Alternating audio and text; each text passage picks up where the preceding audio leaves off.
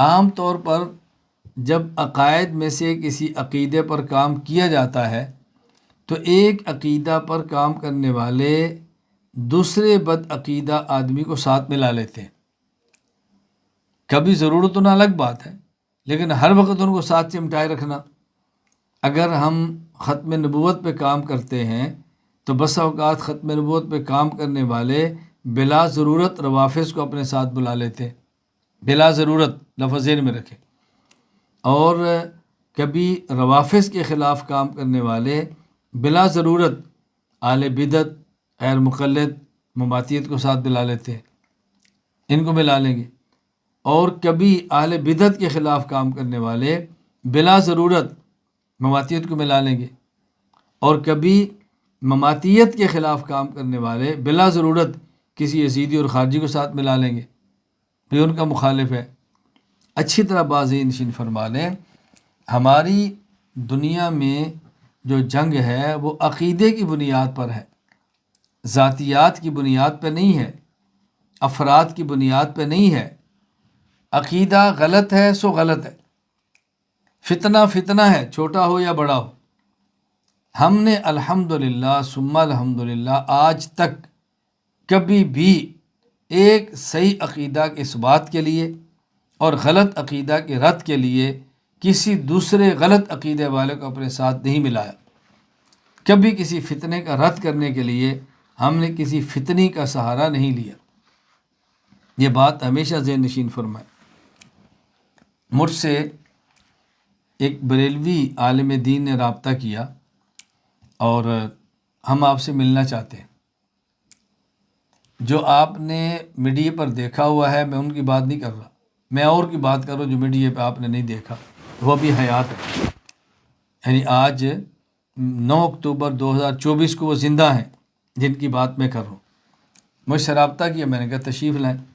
وقت طے ہو گیا، مغرب سے تھوڑی دیر بعد میرے پاس وہ تشریف لے آئے، چائے پی، بات شروع ہو گئی۔ انہوں نے کہا جی ہمارے آنے کا بنیادی مقصد یہ ہے کہ ہم غیر مقلدین کے خلاف کام کرنا چاہتے ہیں، اور اس کے لیے ہم آپ سے تعاون، آپ سے مشورہ اور رائے چاہتے ہیں۔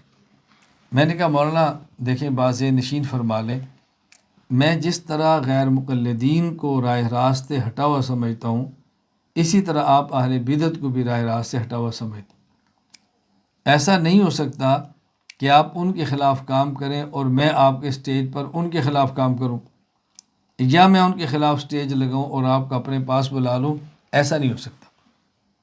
ہاں، آپ ان کے خلاف کام کریں، ان کے خلاف جو میرے پاس لٹریچر ہے میں آپ کو دوں گا، جو مشورہ ہے میں آپ کو دوں گا، پیسے نہیں دوں گا، مشورہ دوں گا اور کتابیں آپ کو دے دوں گا، باقی آپ کے ساتھ مل کر کام نہیں کروں گا۔ خلاصہ اب آپ جتنی دیر میرے پاس قیام فرمانا چاہ رہے ہیں، مشورہ کریں، میں نے اپنی رائے آپ کو دے دی ہے۔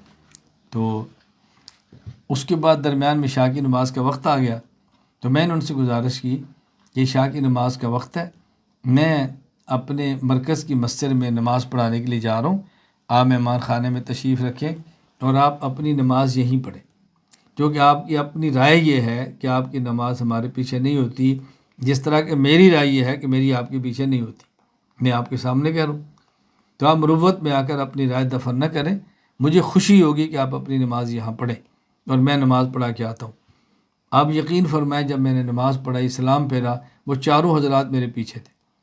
جب ہم مہمان خانے میں آ کر بیٹھے تو مجھے انہوں نے کہا کہ مولانا اس کا نام جو دیوبندیت ہے، یہ دیوبندیت ہم نے پہلی بار دیکھی ہے کہ کوئی بندہ اپنے گھر میں آنے والے مہمان کو کہے کہ چونکہ آپ کی رائے میرے خل پیچھے نماز پڑھنے کی نہیں ہے تو آپ اپنی رائے کے مطابق نماز الگ پڑھیں گے، مجھے خوشی ہوگی کہ آپ نے رائے پر عمل کی ہے۔ میں نے کہا مجھے کوئی نہیں خوشی ہوگی، آپ اپنی رائے پر عمل کریں۔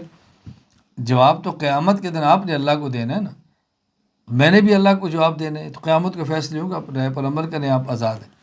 میں صرف یہ بات سمجھانا ہی چاہ رہا ہوں کہ آپ کو جو اللہ تعالیٰ نے توفیق دی ہے، جو اللہ نے آپ کو سمجھ دی ہے، جو اللہ نے آپ کو وسائل عطا فرمائے ہیں، اس وسائل اور فہم کو آپ اپنے ایک صحیح عقیدہ پر خرچ کریں، صحیح عقیدہ کے اثبات اور ایک باطل عقیدہ کے رد کے لیے دوسرے کسی غلط عقیدے کے حامل اور غلط عقیدے والے کا سہارا مت لیں، اور ان کی تعریف پر خوش کبھی نہ ہوا کریں کہ فلاں لوگ ہماری تعریف کرتے ہیں، اس کو اچھی طرح ذہن نشین فرما لیں۔